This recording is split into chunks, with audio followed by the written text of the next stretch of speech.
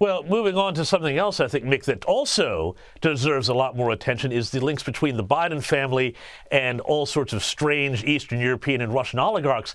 News this week that Russian business partners and associates of Hunter Biden have somehow conveniently dodged sanctions. They didn't make it onto the list over Moscow's invasion of Ukraine.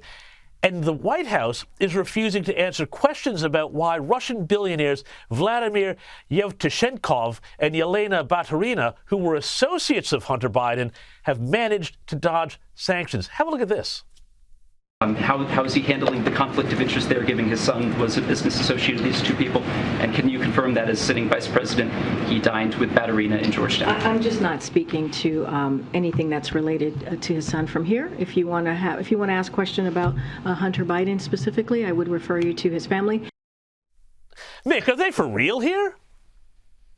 You love that reference. I haven't seen that before. If you want to ask questions about Hunter Biden, I would refer to his family. Joe Biden is his family, so that seems like it's the appropriate place to ask the questions.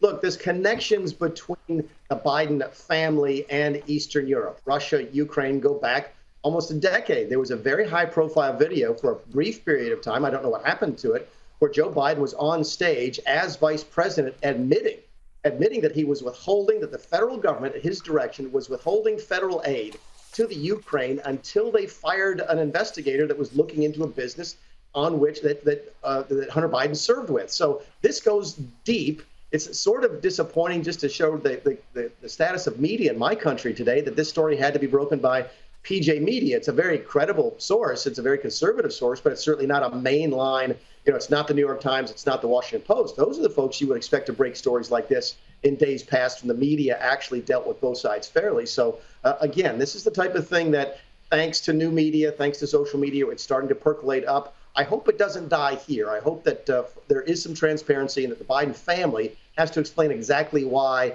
this particular Russian oligarch is not being sanctioned by the Biden administration. You know, Mick, I want to pick up on something really interesting you just said there about the new media breaking stories and the old media, the New York Times, the Washington Post, those sorts of people, basically running cover for the Democrats. At the start of this segment, I showed some footage of journalists from the new journalist era, Matt Taibbi, Mike Schellenberger, getting questioned by Democrats in Congress about whether they'd talk to Elon Musk and all sorts of things like that.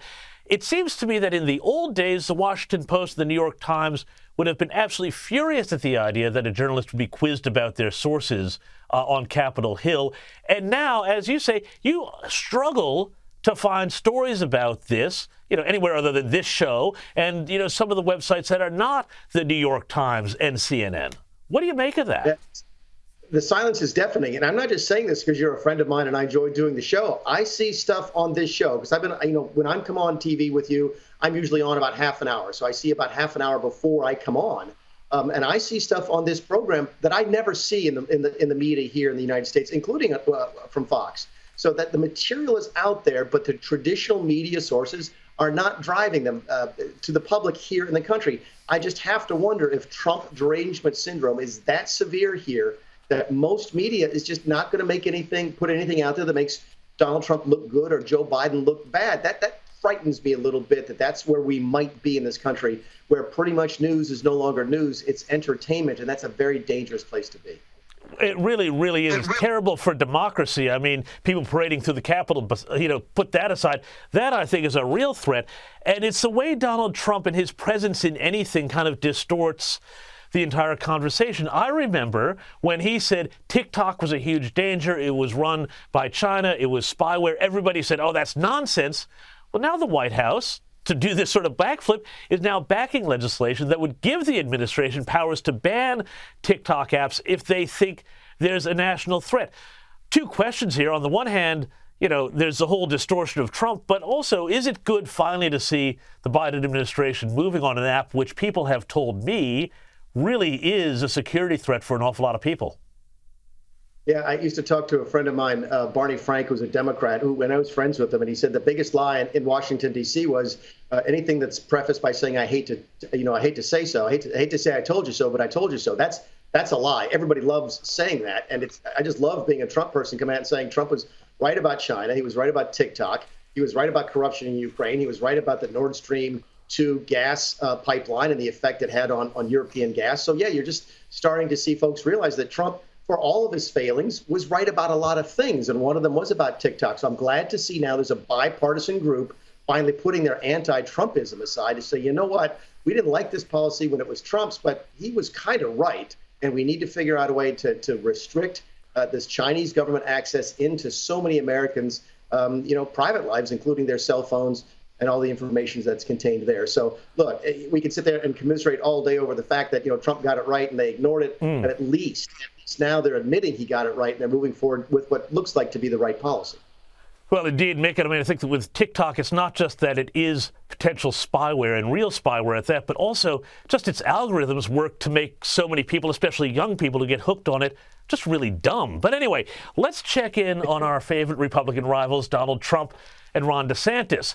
We saw Trump last Sunday giving a speech at CPAC, and DeSantis was at the Reagan Library, I believe. What's the current state of play here, and where are things? It seems to me that Trump is playing a more public game and DeSantis is playing a more behind-the-scenes game now with donors. What's your take on where things stand in that contest? Yeah, I think you're starting to see the race take form, assuming DeSantis runs, and I think he's about 85% there, and most people think he's going to run. And what he's sort of doing, DeSantis now, is he's not ignoring Trump, but he's sort of saying, look, you can go out and you can complain and you can yell and scream and you can be a crybaby. I've actually run a decent state in Florida. I won by 20 points in 2022 after only narrowly winning in 2018. I've had tremendous successes with women voters, with minority voters. The blueprint that I used for Florida, this is DeSantis speaking now, is going to work nationwide. And you could have really good policies without all the baggage of Donald Trump. And Donald Trump is going back to the tried and true, which is to attack, attack, attack. He's trying to find a name for Ron DeSantis that sticks. He's tried Ron DeSanctimonious. That hasn't worked. Rhino Ron hasn't worked. Meatball Ron hasn't worked. So he's trying to sort of do the same thing to DeSantis that he did to Jeb Bush and others in 2016. It remains to be seen if he's going to do that. But those lines of battle are starting to sort of firm up between these two possible candidates. Mick, thank you so much for joining us this week. We'll see you next week.